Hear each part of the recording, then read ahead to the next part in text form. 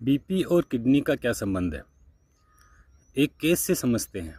एक 30 साल का नौजवान कल मेरे पास ओपीडी में आया। रेफर्ड केस था। 99% किडनी के रेफर्ड ही केस होते हैं। क्यों रेफ़र हुआ? उस पेशेंट का बीपी बहुत ज़्यादा शूट हुआ, एकदम से 220 सिस्टोलिक बीपी चला गया। उसका असर बीपी का आँखों पे भी आया, उसका विजन कम हुआ। जब प्राइमरी डॉक्टर को दिखाया, टेस्ट कराया तो उसका सीरम क्रिएटिनिन आया 6.1 और यूरिन की रिपोर्ट कराई तो उसमें 3+ प्रोटीन फुल आरबीसी मतलब खून की कणिकाएँ खूब सारी थी। मैंने आगे इन्वेस्टिगेट कराया कि समझ गए यहाँ पर क्रिएटिनिन बढ़ा हुआ है, यूरिन में प्रोटीन जा रहा है, यूरिन में आरबीसी यानी खून जा रहा है, तो इस पेशेंट को ग्लोमेरुलोनेफ्राइटिस नाम की बीमारी है और ये लंबे समय से चल रही होगी। जब उसकी आगे जांच कराई और सोनोग्राफी कराई तो उसके बायलैटरल स्मॉल किडनी मतलब किडनी सिकुड़ चुके थे। तो अब खेल ख़त्म हो चुका। अब ये किडनी सिकुड़ चुके हैं, 6 क्रिएटिनिन आ गया, मतलब आपके किडनी के काम करने की क्षमता 10-15% के आसपास होगी और यूरिन में प्रोटीन और आरबीसी जा रहा था। मतलब एक लंबी बीमारी थी। जो कौन सी ऐसी बीमारी है जो इस तरह से प्रेजेंट करती है?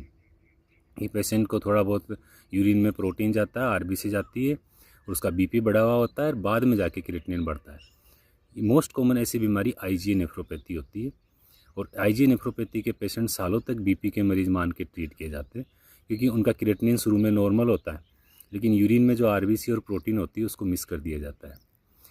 अब ये जो पेशेंट है इसका क्या हो सकता है?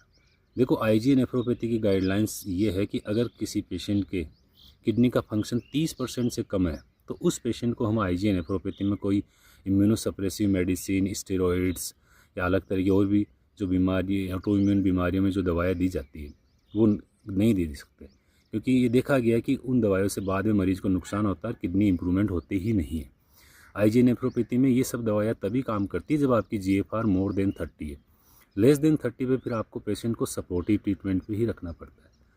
इसलिए आगे से अगर किसी पेशेंट का, खासकर यंग पेशेंट का बीपी ज़्यादा हो और यूरिन में अगर आरबीसी या प्रोटीन दिखे, इवन अगर उसका क्रिएटिनिन नॉर्मल है, तो भी उस पेशेंट को नेफ्रोलॉजिस्ट को दिखाना चाहिए कि हो सकता है इस पेशेंट को आईजीए नेफ्रोपैथी हो।